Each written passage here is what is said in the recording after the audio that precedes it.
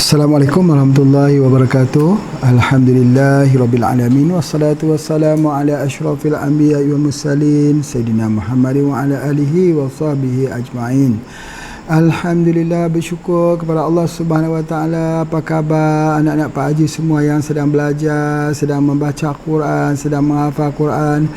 Mudah-mudahan Pak Haji doakan semuanya sihat-sihat, semuanya diberikan oleh Allah ketenangan, jangan bersedih.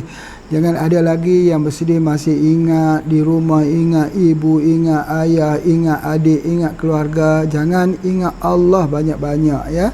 Ingat Allah banyak-banyak. Ingat begini saja, kita datang di sini dengan kita membaca Quran, dengan kita mempelajari Quran, kita termasuk dalam golongan orang-orang yang berjalan fi sabilillah, di atas agama Allah ini.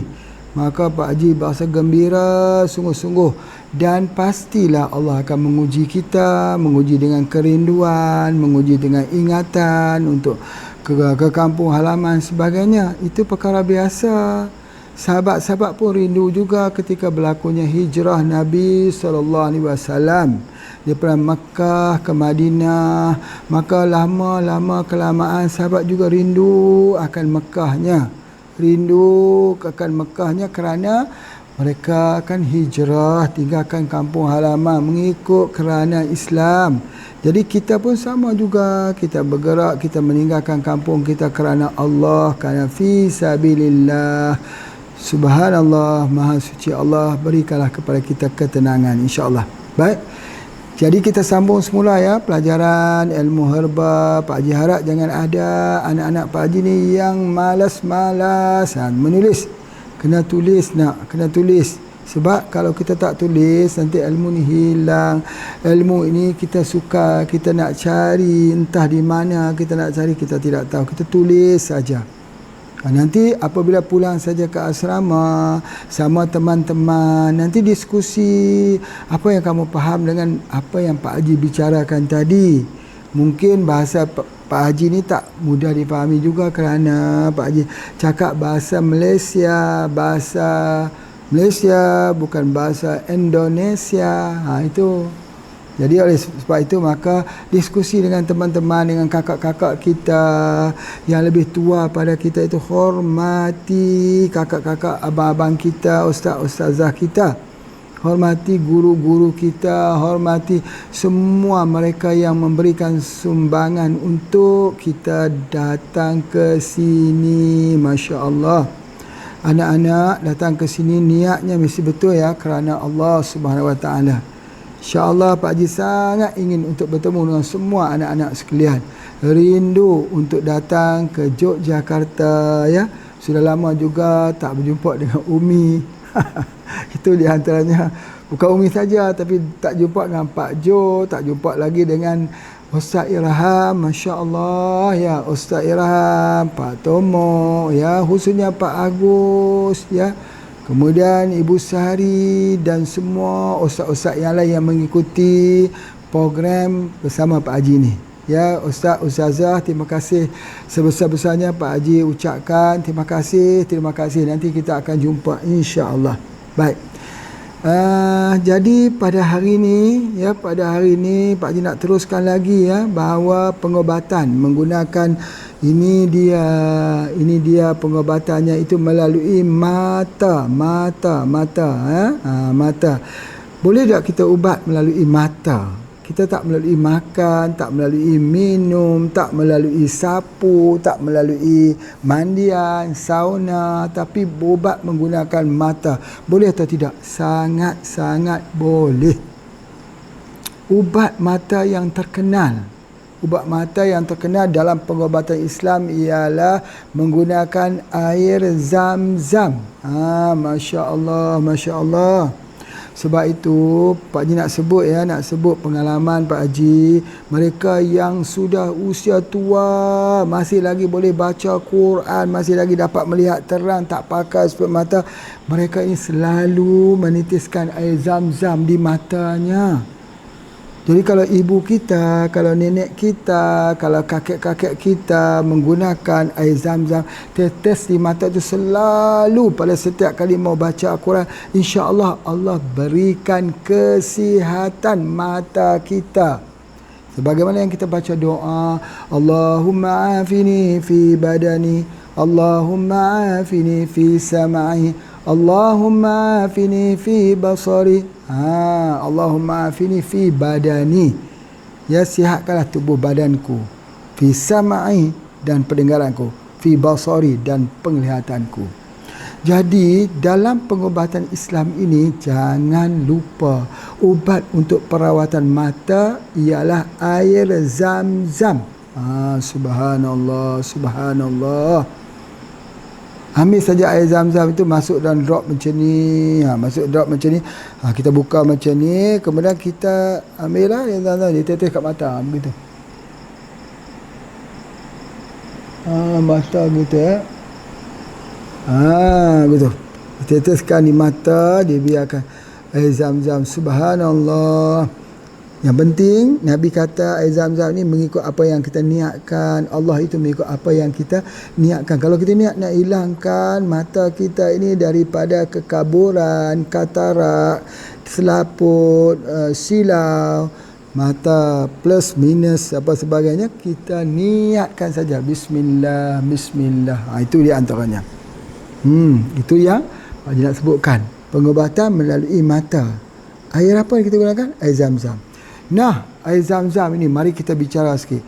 Air zam-zam ini ya keluar daripada bumi Makkah atau Bakkah. Ini tempat Kiai Ustaz Irham ya. Kiai Ustaz Irham belajar di sana. Alhamdulillah, Ustaz Irham apa khabar hari ini ya? Didoakan mudah-mudahan sihat. Alhamdulillah, terima kasih atas kebersamaan dan meneruskan misi perjuangan Pak Haji di Yogyakarta. Subhanallah. Baik. Pesantren ini juga ya, pesantren juga hasil daripada idea atau pandangan daripada Ustaz Irham juga. Kerana pada suatu masa dulu ketika Pak Haji berjuang di seluruh Indonesia ini menyampaikan ilmu, Ustaz Irham pernah mengatakan, Pak Haji, dia kata kita kena ada penerusan di sudut pentadbiran ilmu. Kita kena ada pentadbiran ilmu. Kalau kita tak konkretkan dengan ilmu, nanti siapa nak sambung perjuangan kita? Alhamdulillah. Jadi sebab itu bila saja nak membuka pesantren di HP Aceh ni, Pak Haji telefon, hubungi dengan Ustaz Irham, ayo datang segera bantu di sini. Ustaz Irham pada ketika itu sudah mempunyai pesantren juga di Samarinda. Tinggalkan, datang ke sini, Masya Allah, Masya Allah. Dan ada lagi Pak Habib. Pak Habib sedang berada di Padang. Di Padang. InsyaAllah kita akan bertemu semula nanti insyaAllah. Itu Alhamdulillah. Dan disokong kuat oleh Pak Jo Wadir, Wakil Direktor. Disokong kuat oleh Umi, Masya Allah, yang memberi support. Yang masakan itu, yang dibuat masak bagi makan sebanyak. Jadi Pak Haji tengok dari jauh saja, alhamdulillah turut kenyang apapun ya. Okey, baik. Cerita pasal air zam-zam. Air zam-zam ini pernah ada satu orang doktor. Doktor ini mempunyai pemikiran barat, bukan pemikiran Islam. Dia telah menghantar sekeping surat kepada Profesor Dr. Yusuf Qardawi. Dr. Yusuf Qardawi ditanya, dia kata, dia hantar surat kepada Profesor Dr. Yusuf Qardawi. Dia kata, aku tidak mahu menggunakan air zam-zam kerana air zam-zam itu berada di suatu lembah yang mempunyai bakteria yang cukup banyak. Aku tidak mahu guna. Dia akan membinasakan aku. Wah, subhanallah, ini orang Islam cakap begitu. Kerana apa? Kerana sudah termasuk dengan pemikiran barat. Sudah termasuk dalam pemikiran liberal. Sudah masuk dalam pemikiran jahat. sekularisme masuk dalam pemikirannya, sehingga akan kebaikan air Zam-Zam ini cuba dilihat dalam kajian sains mengatakan air ini adalah seburuk-buruk air. Masya Allah, Masya Allah. Nabi SAW menyebut bahawa air Zam-Zam itu adalah sebaik-baik air yang ada di atas muka bumi ini. Maka apa yang dijawab oleh Dr. Yusuf Qaradawi? Dr. Yusuf Qaradawi menjawab begini: sesungguhnya Islam itu mengharamkan kita membinasakan diri kita sendiri. Islam itu tak benar kita binasa diri kita sendiri, hatta kita bunuh diri. Boleh tak? Tak boleh. Wa na'udzubillah. Jangan binasa diri sendiri. Ya. Sekiranya air Zam-Zam itu mengandungi kuman bakteri yang boleh membinasakan diri kita, maka haram bagi kita untuk minum air Zam-Zam tersebut. Haram. Itu Islam. Islam itu sangat indah. Islam itu adalah sangat-sangat modern. Pemikiran Islam itu, ya, kalaulah air Zam-Zam itu boleh menyebabkan bakteri, kuman, maka Islam itu mengharamkan daripada minum air Zam-Zam tersebut. Tetapi kata Dr. Yusuf Qaradawi lagi, demi Allah, sesungguhnya aku menyaksikan bahawa air Zam-Zam ni adalah air yang sangat bersih, dan bukan hanya setakat bersih, tetapi air ini adalah menjadi penyembuh kepada pelbagai jenis penyakit. Masya Allah, Masya Allah. Jadi oleh sebab itu, salah satu penyakitnya ialah mata. Bagaimana merawat mata? Mata dirawat menggunakan air Zam-Zam. Teteskan kita ke mata, teranglah mata tersebut, insya Allah teranglah. Air Zam-Zam ini keluar daripada Mekah. Mekah ini dikenali sebagai Ummul Qura. Ummul Qura ialah ibu negeri, dan dikatakan, ini kita perlu mendapat penjelasan daripada Ustaz Irham, dikatakan bahawa itulah dia bumi yang diciptakan awal. Antara bumi, ketika Allah cipta langit bumi ini, itu antara kawasan yang diciptakan awal. Jadi bila dia keluar di kawasan berbatu-batuan ini, Masya Allah, dia mengeluarkan mineral-mineral yang mempunyai nilai-nilai pengubatan. Ada mineral, macam kita minum air mineral ini. Pak Haji minum air mineral ini. Bila Pak Haji minum air mineral, di dalam ini ada mineral yang diperlukan oleh tubuh.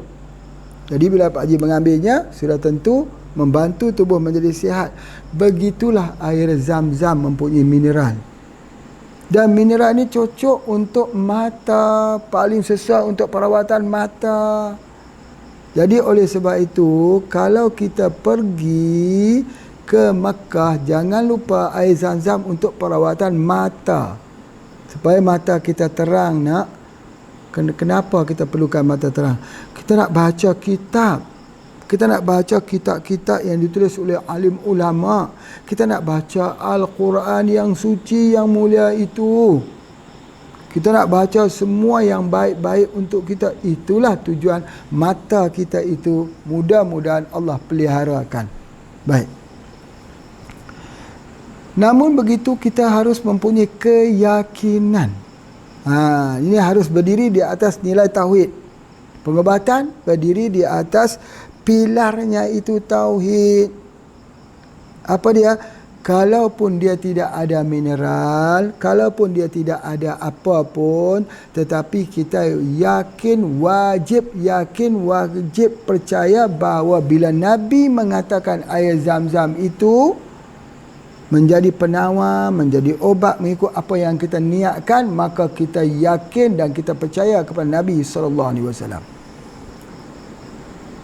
Sains boleh kaji, tapi kalau sains kaji tak jumpa apa-apa, kita tidak boleh menolak hadis Nabi. Terima dulu hadis Nabi, kemudian baru kaji. Tapi hari ini orang kaji dulu, kemudian baru terima. Tetapi kalau kita belajar dalam bab beriman kepada Rasul, beriman kepada Allah, beriman kepada Rasul, beriman kepada kitab-kitab. Bila kita beriman dengan Rasul Sallallahu Alaihi Wasallam ini, ya, kita beriman dengan Rasulullah sallallahu alaihi wasallam ini berartinya bahawa kita terima semua yang dikatakan oleh Rasul itu. Sami'na wa ata'na. Kita dengar, kita taat. Kita dengar, kita taat. Kita jangan tanya kenapa. Kita kena beriman dahulu. Kena kata sami'na wa ata'na. Ya, kena kata beriman dahulu. Jangan tanya kenapa dahulu. Kalau tak boleh jawab, aku tidak mau beriman. Tak boleh begitu. Nak cara beriman dengan Rasul ni, kita mesti terima 100%. Jadi bila Rasulullah kata itu, pengobatan itu ada pada madu lebah. Ada pada madu lebah. Kita wajib terima nak. Wajib kita terima. Jangan kata nanti aku kaji dulu apa adalah madu lebah. Kalau sudah aku kaji, aku dapati kebenarannya baru aku beriman. Jangan begitu nak. Beriman dengan Rasul ini kena beriman dahulu. Begitu juga ketika Nabi kata al-hijamah bekam. Beriman dahulu. Jangan kita kata nanti kita buat kajian dahulu, kita buat penelitian dulu. Jangan, nak beriman dahulu. Sami'na wa ata'na. Kami dengar dan kami taat. Itulah yang disebut sebagai ma'rifatullah, orang yang kenal. Sebab apa? Sebab Nabi itu tidak bercakap kecuali dengan wahyu. Nabi bercakap itu, dia tak cakap mengikut hawa nafsunya, tapi dia bercakap berdasarkan kepada wahyu Allah. Jadi sebab itu kita wajib kita beriman, sebab kita makrifah. Itu dia antaranya. Jadi Pak Haji cerita tadi pasal mata. Pasal mata, ya. Obatnya ialah air zam-zam. Itu yang pertama. Yang kedua, mata ini dia boleh juga mendatangkan penyakit ain. Penyakit ain. Apa itu namanya penyakit ain? Penyakit yang datang daripada pandangan mata. Pandangan mata. Orang boleh tengok orang dengan pandangan mata, dengan izin Allah dia sakit. Sakit. Dengan izin Allah. Pernah berlaku di zaman para sahabat, seseorang yang ada penyakit ain di matanya, dia tengok saja pada unta, mati unta tersebut. Dengan izin Allah, dengan izin Allah, dalam tanda kutip dengan izin Allah. Begitu juga dengan seorang itu, bila dia tengok pada seseorang itu, dia boleh jadi sakit dengan izin Allah. Seperti anak-anak pernah tengok orang hipnotis tak? Hipnotis itu ialah ain. Hipnotis itu ialah penyakit ain, yang mana seseorang itu dia boleh menghipnotiskan orang. Dia boleh menepuk di belakang orang dan orang itu akan ikutnya. Maka dia dinamakan penyakit ain, iaitu penyakit yang ada unsur ruh. Unsur ruh hasil daripada amalan dengan beberapa jenis amalan. Dalam Islam benar tak? Dibenar tak kita gunakan hipnotis? Tak dibenarkan. Sebab apa? Bila kita mula belajar menggunakan hipnotis ini, dia ada amalan-amalan untuk mendapatkan ilmu hipnotis. Antaranya ialah samandi. Samandi ataupun kita sebut sebagai, orang panggil reiki, orang sebut yoga. Ada amalannya itu, kita samandi ini iaitu duduk dengan menyatukan dirinya dengan alam. Kita tak diajar begitu, Rasulullah tak turun ajar begitu. Jadi ajaran itu daripada ajaran mana? Itu daripada ajaran penggunaan telepati, ajaran daripada ajaran-ajaran luar, bukan ajaran Islam. Bukan datang dari Islam nak. Islam tak ajar orang itu menghipnotis orang, tak boleh begitu nak. Itu adalah sejenis sihir. Itu adalah sejenis sihir. Sihir ini ada banyak jenis, nanti Pak Haji terangkan jenis-jenis sihir. Salah satu sihir itu adalah hipnotis. Jadi oleh sebab itu, kalau ada orang yang mau mengajar kita ilmu hipnotis, wa na'udzubillah, tolak jauh-jauh nak. Bagi tahu kata ilmu kami adalah ilmu Al-Quran, yang bersandarkan kepada hadis, yang bersandarkan kepada Al-Quran, yang berbingkaikan Al-Quran dan hadis, dan mengambil daripada ijma' ulama'. Dan sekalian sepakat para ulama'. Para ulama' sepakat nak mengatakan bahawa bahawa tidak boleh kita meminta pertolongan dengan jin Islam atau jin kafir. Tak boleh. Tidak boleh. Ulama sepakat nak. Ulama bersetuju, semua begitu. Jadi amalan hipnotis ini yang menggunakan mata, yang bisa menundukkan orang dengan mata, itu sebenarnya penyakit ain atau penyakit mata. Jadi oleh sebab itu maka kita hendaklah menjauhi daripada itu. Kita menjauhi daripada penyakit-penyakit yang didatangkan dengan pandangan mata. Mata ini yang boleh mendatangkan penyakit. Yang pertama ialah mata orang yang menuntut ilmu, yang dia belajar menggunakan ilmu-ilmu yang bukan datang daripada Islam. Ilmu melalui pertapaan, melalui duduk di dalam gua-gua, duduk di tempat sunyi-sunyi, duduk di tepi-tepi kali, duduk semua. Ilmu-ilmu pertapaan ini ialah ilmu yang ada unsur-unsur jin.